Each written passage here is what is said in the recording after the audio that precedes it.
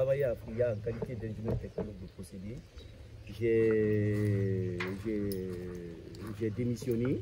Je suis venu à Kindia, j'ai lancé en même temps mes activités axées surtout sur l'apiculture. C'était en 2019. C'est parce qu'on est en manque de précaution, tout ça là c'est scellé. J'allais t'ouvrir ça et tu allais voir.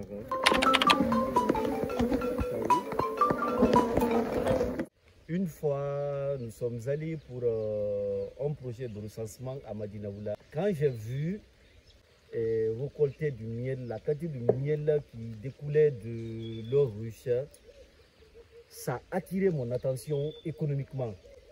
Et j'ai commencé à m'intéresser à l'agriculture depuis cette année. Moi-même, j'ai installé 2 ruches. J'ai vu que les ruches ont commencé à produire.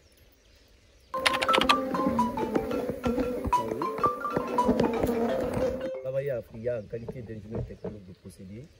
J'ai démissionné. Je suis venu à Kindia, j'ai lancé en même temps mes activités axées surtout sur l'apiculture. C'était en 2019. Mes ruches d'expérimentation étaient déjà posées. On a ajouté une vingtaine de ruches qui ont été après augmentées jusqu'à 50 ruches.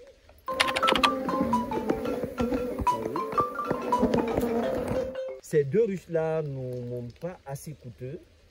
J'ai travaillé directement avec des menuisiers, j'ai juste acheté des bois. Ça ne m'a pas coûté plus de 200 000.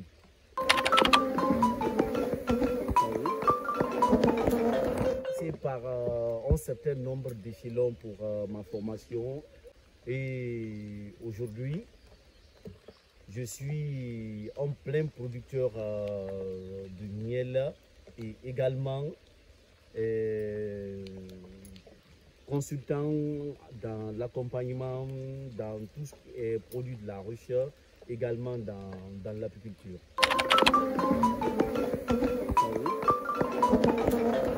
On est venu notre première récolte avec le peu d'expérience qu'on avait à l'époque. On a eu quelque chose de 50 litres. Du coup, tous les gens de l'environ se sont levés. Ah, c'est Dieu qui vous a donné. Ils n'ont pas pensé ce qu'on a fourni comme effort pour atteindre ce résultat. Du coup, chacun voulait qu'on donne par-ci, chacun voulait qu'on donne par-là. On a continué comme ça.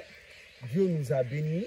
Au fur et à mesure, les récoltes continuaient. On grandissait, on gagnait en récolte. On allait jusqu'à une quantité énorme, je reconnais.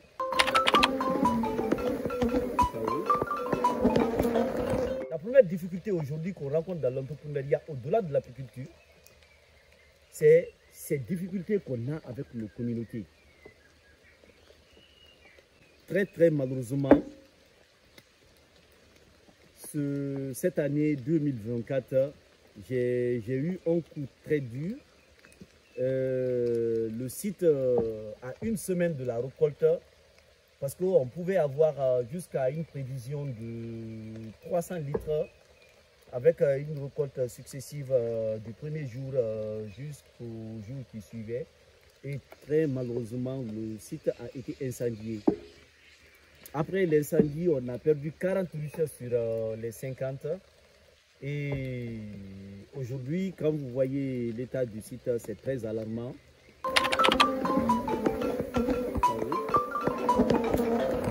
Des dispositions pour pouvoir transférer le site sur un autre site, pouvoir récupérer les 10 ruches qui restent malgré leur peuplement.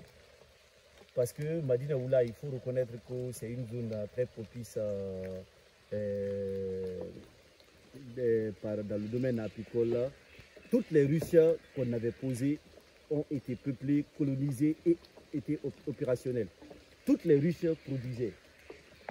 Mais très malheureusement, avec cet incendie, on a perdu toutes les ruches, on a perdu les colonies. L'installation des abeilles ou des ruches a un certain nombre d'exigences. Et ces exigences-là sont beaucoup plus liées à la santé des abeilles. La première des choses, le soleil. Quand il y a un excès de soleil, provoque une chaleur insupportable dans la ruche. Et quand il y a une chaleur insupportable dans la ruche, qu'est-ce qui arrive? Les abeilles ne pourront plus supporter. Les abeilles sont obligées, quelles qu'en soient les ressources que les abeilles ont dans la ruche, d'abandonner la ruche. Quand les abeilles sont dans un certain endroit dominé par, comme ce qu'on a vu, certains insectes, tellement les abeilles finissent par abandonner les ruches. Au-delà de cela, il y a ce qu'on appelle l'humidité. Quand il y a assez d'humidité, ça provoque une multiplication des micro-organismes tels que les bactéries ou certains virus dans la ruche. Du coup, les abeilles, ça peut non seulement influencer leur productivité, mais ça peut aussi les rendre malades, d'autres les paralyser. C'est ce qui fait qu'on doit prendre toutes ces précautions avant l'installation des ruches.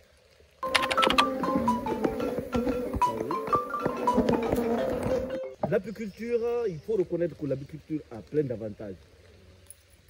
Le premier avantage de l'apiculture est économique. Tous ceux qui se lancent dans l'entrepreneuriat, c'est parce qu'ils ont envie de gagner, sinon ils ne se lanceront pas. Par ruche, la moyenne, il y a d'autres qui diront autre chose. Moi, je dirais, par ruche, la récolte, on peut aller jusqu'à 7-8 kg par ruche. C'est la moyenne de la récolte.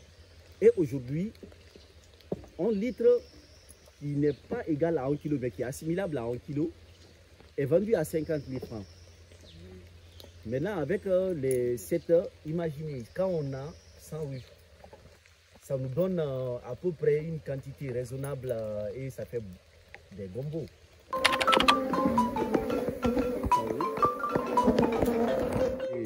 Au-delà de cela, la rentabilité de l'apiculture est agricole. Aujourd'hui, ou depuis toujours, l'apiculture ou les abeilles contribuent à 37% du rendement agricole.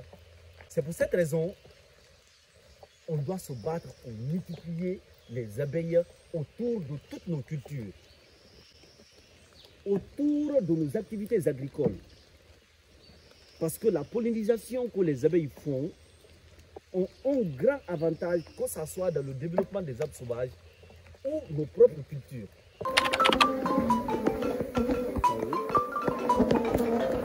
C'est une activité qui contribue non seulement à la multiplication de tout ce qui est plante et à la conservation de la biomasse.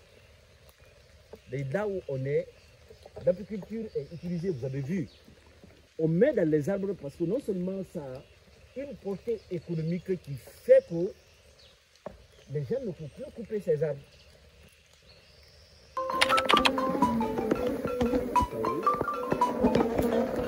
L'apiculture que nous faisons, nous n'appellerons pas professionnel, mais amélioré. C'est différent de ce que nos parents faisaient. Nos parents étaient des récolteurs. Nous ne sommes pas uniquement des récolteurs. Nous, qu'est-ce que nous faisons? Non seulement on s'occupe des abeilles, on attire des abeilles, on maintient les abeilles, on entretient la santé des abeilles. Et une colonie, on peut l'entretenir plus de 10 ans sans que la colonie ne se perde. C'est ce qui fait la différence entre la pratique ancestrale et nous, notre pratique. Mais au-delà de cette première partie, également au niveau de la récolte, les parents utilisaient le feu. Mais aujourd'hui, ça dépend du comportement de la colonie. Si c'est une colonie très agressive, nous utilisons ce qu'on appelle l'enfumoir. L'enfumoir produit de la fumée. Cette fumée-là permet d'apaiser l'agressivité des abeilles. Du coup, quand l'agressivité est baissée, ça nous permet de faire l'intervention qu'on a à faire, que ce soit l'entretien, que ce soit le nettoyage, que ce soit la récolte. On le fait avant que les abeilles ne se réveillent, avant que les abeilles ne reprennent leur force. Ça veut déjà que le travail est fini, on referme la ruche et puis on s'en va.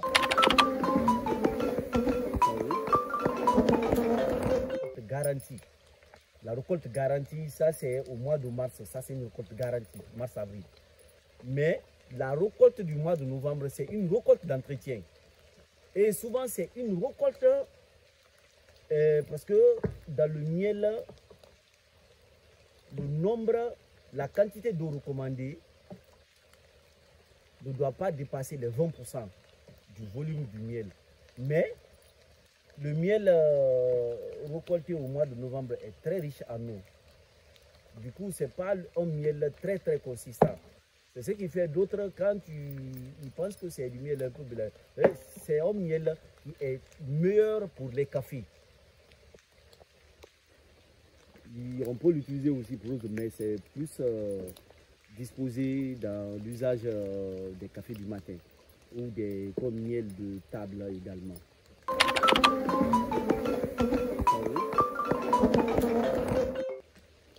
Comme je vous l'ai dit, avant l'incendie, on était autour des 300 litres. Et autour, avec ces 300 litres, on était à peu près dans les 15 millions environ de chiffre d'affaires et on pouvait se débrouiller dans ça.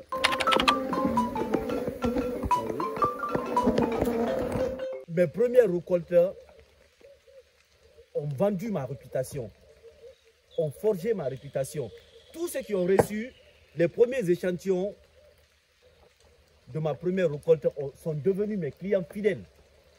Aujourd'hui, je vous dis, même si j'ai plus de 300 litres, je les coule sans aucun problème. Aujourd'hui, j'ai des preneurs. Quand ils sont en besoin, ils m'appellent directement pour les fournir.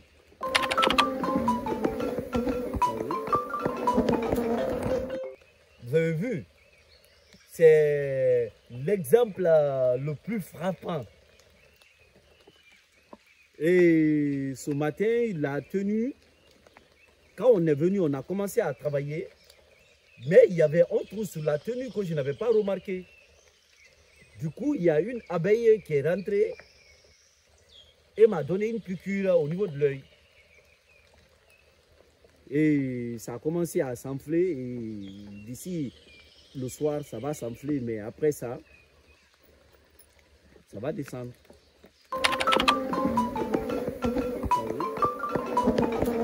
Les abeilles africaines sont les abeilles les plus agressives au monde. Il y a ce qu'on appelle dard chez les abeilles. C'est une petite pointe ou aiguille à travers laquelle l'abeille inocule son venin dans l'organisme de ses victimes. L'abeille, c'est son moyen de défense. Il y a ces abeilles dans certaines zones qui n'en ont pas. Ces abeilles-là ne piquent pas. L'abeille mâle, qu'on appelle le faux bourdon, n'en a pas. Mais l'abeille ouvrière en a. Et il faut s'en méfier.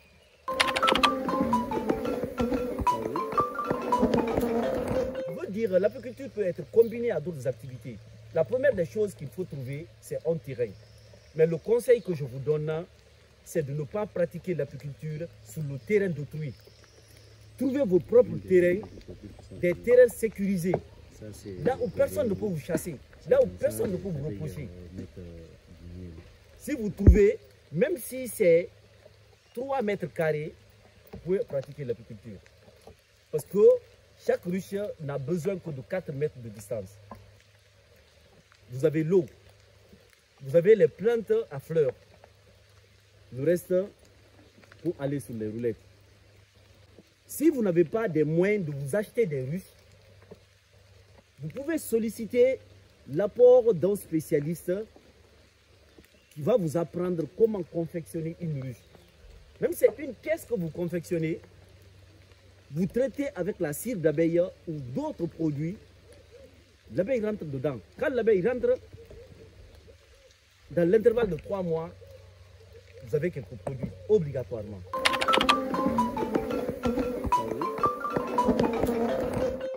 c'est la protection des investissements. Imaginez, tu investis 5 années, 10 ans de ta personne dans une activité et un seul jour, quelqu'un vient mettre le feu et puis tu viens te plaindre, il n'y a rien. Aujourd'hui, il y a des directions. Mais tu viens pour une direction, pour déplacer la direction à faire le constat. Il n'y a pas de disposition. Tu viens pour des statistiques des pertes. Il n'y a pas de disposition.